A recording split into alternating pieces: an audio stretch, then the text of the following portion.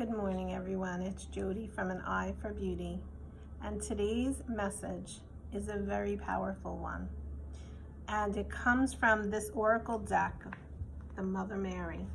We're tapping into the Blessed Mother energy.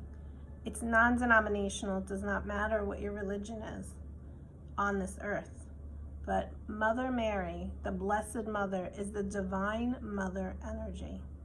And I pulled a card today, which is so powerful, especially with what we are going through.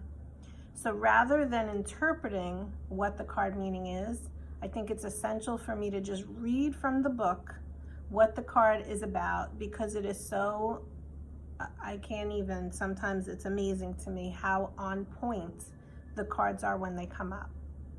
So I just invite you to listen to what the message says, see how it resonates for you.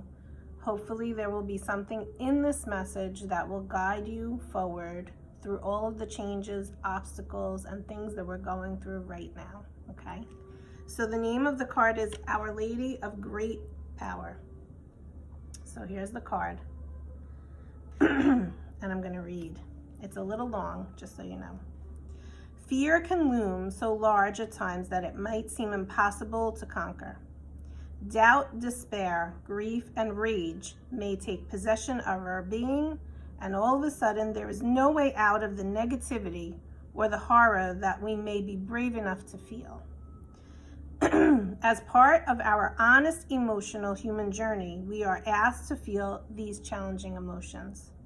They are part of what help us rally the courage and the strength that we need to make the choices that are helpful and healing to our planet, wherever we can. If we cannot feel the horror of what is happening around us, we might lack the passion needed to summon all of our strength to act, to heal, to help, and to speak out. It takes a truly great leader to be a great warrior for love on this planet. This leader does not give us false hope or imaginings that all the problems that need solving will just magically go away if we close our eyes and hope hard enough. Instead, this leader inspires us with genuine encouragement and empowerment. This leader is honest about our healing light really being needed on this planet. There are environmental and socioeconomic problems on this planet that are not all right and will need to fall apart so that healing can occur for the greater good. Without that honest, conscious acknowledgement that there is great wounding in our world that needs repair, we can be left with an undercurrent of anxiety, a feeling that something is wrong, but it is not being openly acknowledged.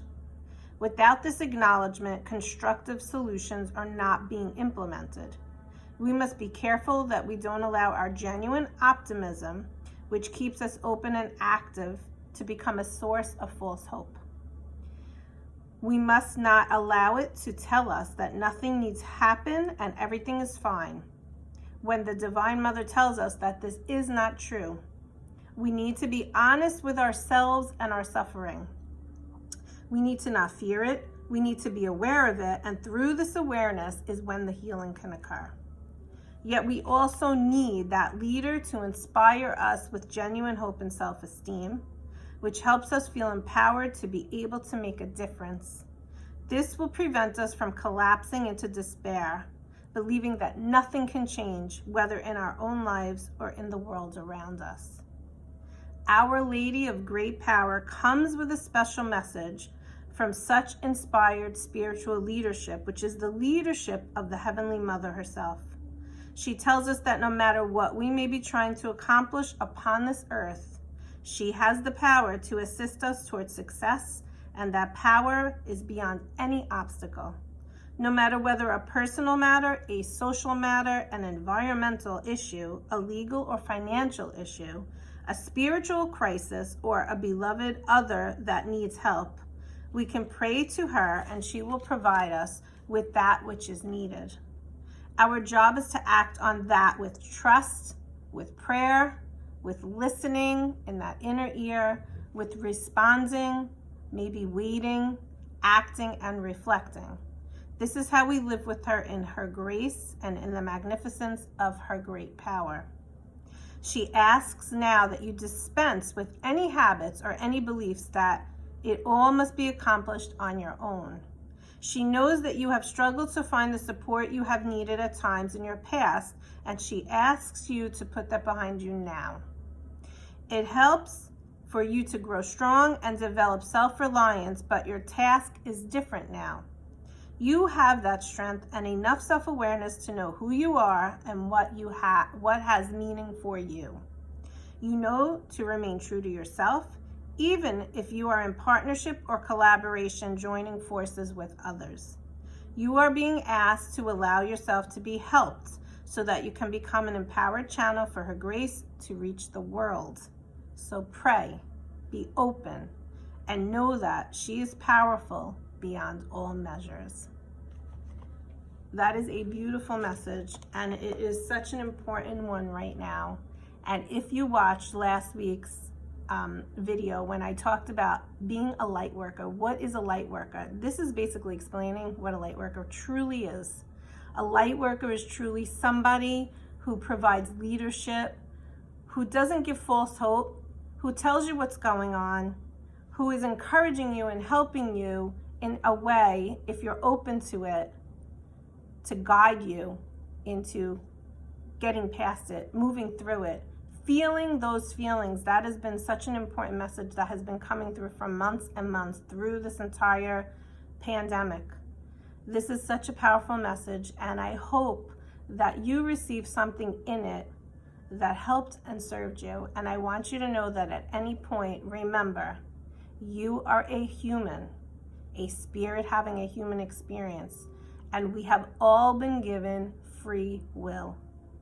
And free will means that even though we have this divine guidance around us, it's invisible to almost all, unless you have clairvoyance and you can see it.